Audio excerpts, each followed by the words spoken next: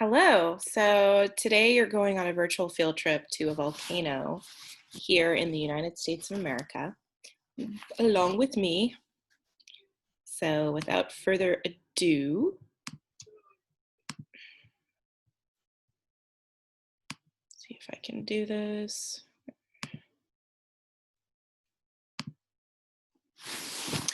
So welcome to Mount St. Helens in Washington. We're going to need sunglasses, suntan lotion, an umbrella, and a magnifying glass.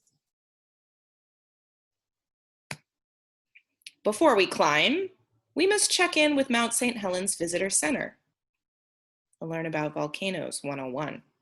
So here's the Visitor Center. Move my little head. So stop one. So here we see, here we see a bulge that developed on the north side of Mount St. Helens as magma pushed up within the peak. The bulge has been growing at a rate of up to 5 feet per day. So it's bulging, that pressure is building. So this stop was May 17th, 1980, 40 years ago.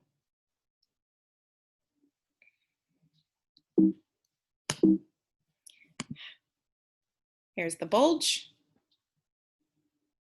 So 5 feet per day it's growing.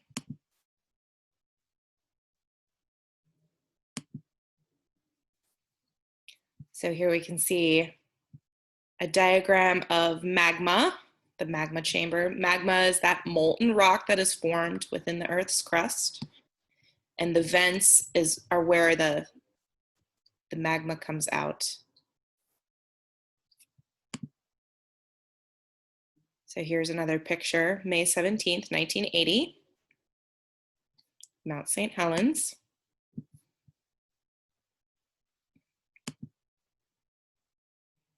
So what type of volcano is Mount St. Helens? If you watch the videos, you learned about the different types of volcanoes.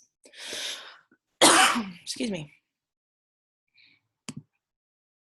Well, the steep symmetrical cone is typical of a stratovolcano. So see how it has this nice cone? So this is a stratovolcano. Stratovolcanoes are a tall, conical volcano with many layers, or strata, of hardened lava and volcanic ash. So the lava has come out many times, hardened, and formed this nice cone volcano over time. All right, stop number 2, May 18th, 1980. One day later, boom. Here we see all this gas and ash.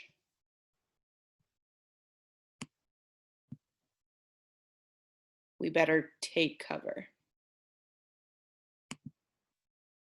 So at 8:32 in the morning, this morning, a magnitude 5.1 earthquake shook Mount St. Helens.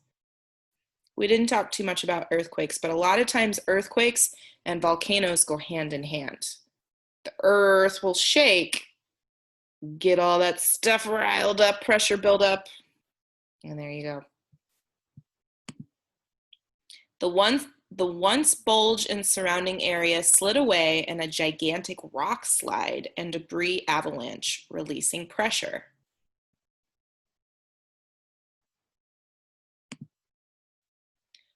For more than 9 hours, a cloud of ash erupted. So 9 hours of this.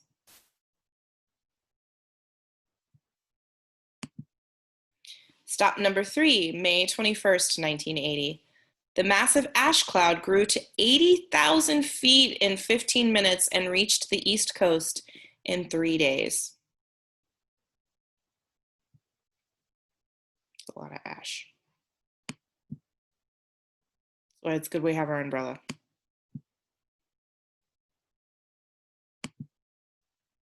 So here's where it happened, right there in Washington. And it saying that, so all the way from here to this is where this is the East Coast. In 3 days, that ash cloud. So that's a lot of ash.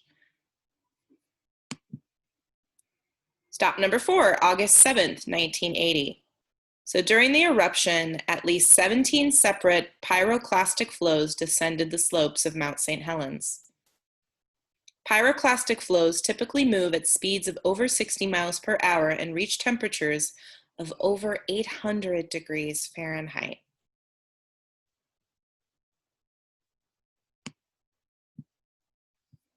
Move me again. So a pyroclastic flow is fast-moving currents of hot gas and rock which travel away from the volcano. And this is, of course, a picture of what that looks like.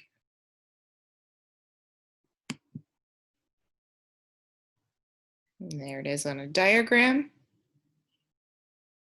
So that hot gas, that rock coming out. Stop number 5, October 17th, 1980. Here we see a pile of pumice rocks on the valley floor.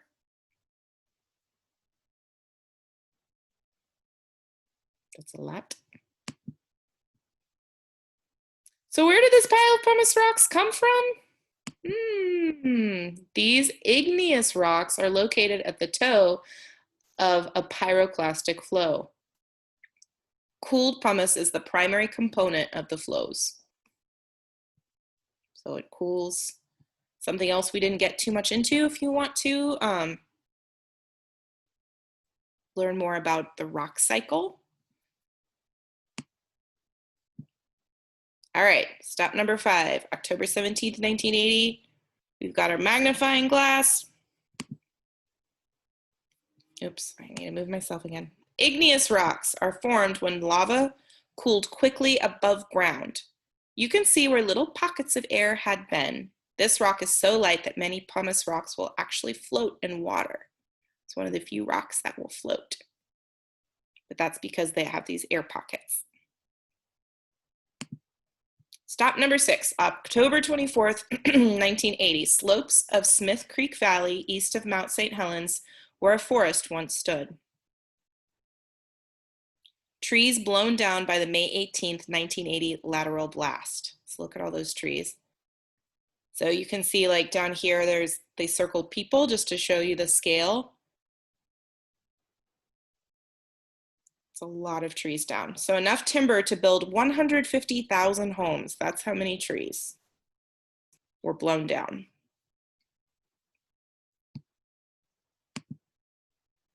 A lateral blast is a fairly rare explosion of hot mixture of rock debris, ash, and gases that moves at high speed out of the side of the vent laterally, rather than up from the vent vertically. So remember that picture, there was those vents that came out the side, so it moved out like that. So that doesn't happen very often. Usually it comes just from the top, right?